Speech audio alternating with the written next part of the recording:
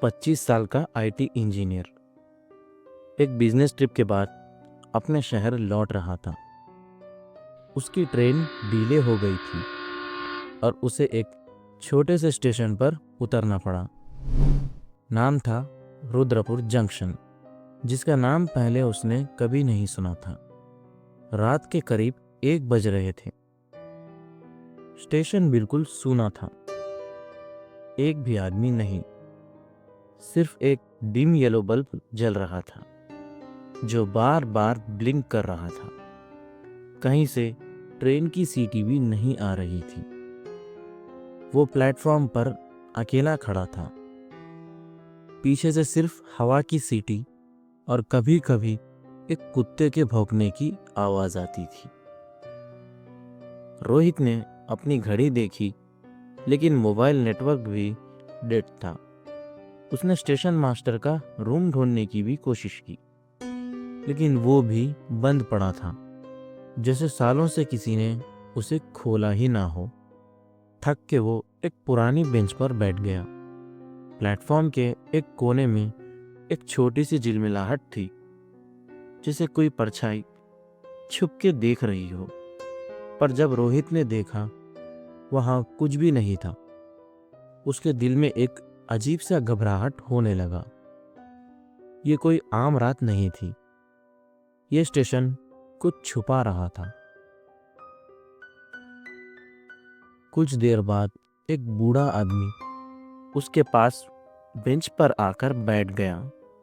पहचान के कपड़े, एक पुरानी चादर और हाथ में एक लकड़ी की छड़ी।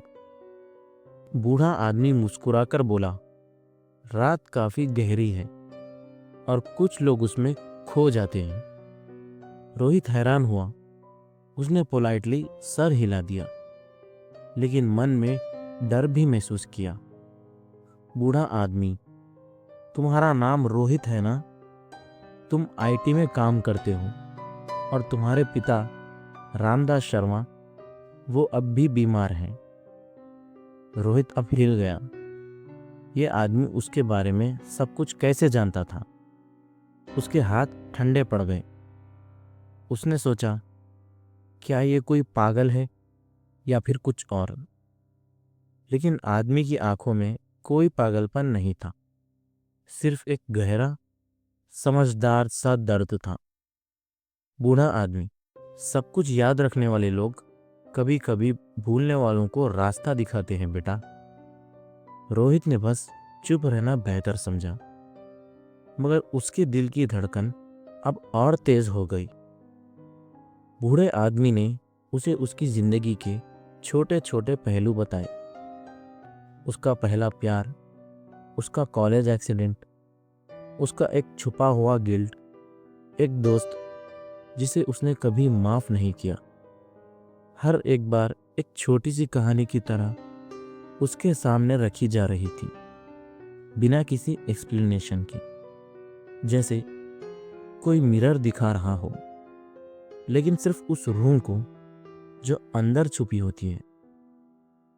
फिर उन्होंने कहा, कुछ लोग स्टेशन पे सिर्फ ट्रेन पकड़ने नहीं, अपना हिसाब चुकता करने आते हैं।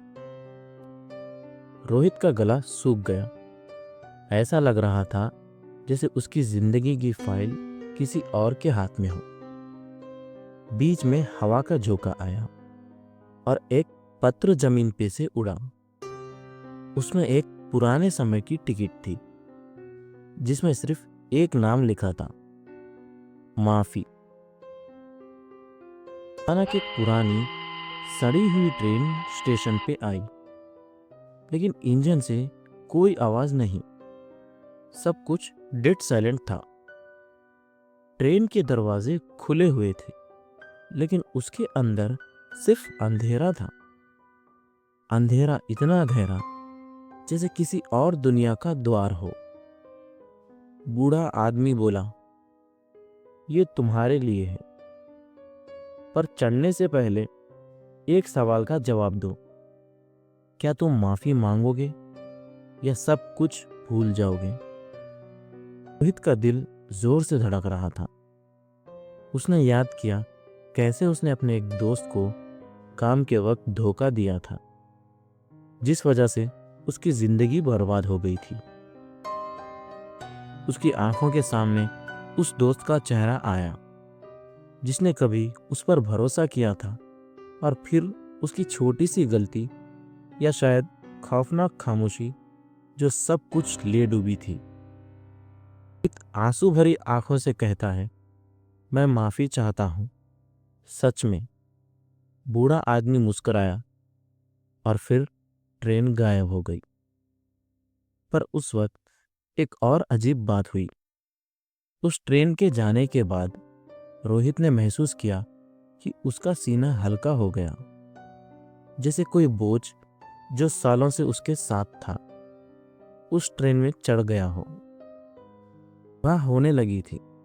स्टेशन पर लोग दिखने लगे। प्लेटफॉर्म बदल चुका था।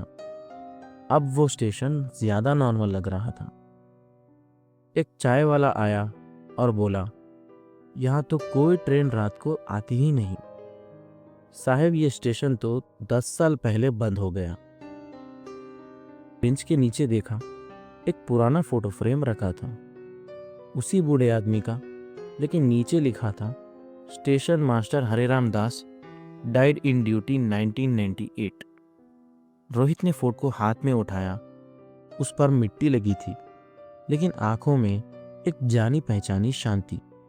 शायद वो आदमी कब का जा चुका था, लेकिन रात भर उसके साथ बैठकर उसने एक जिंदगी बदल दी।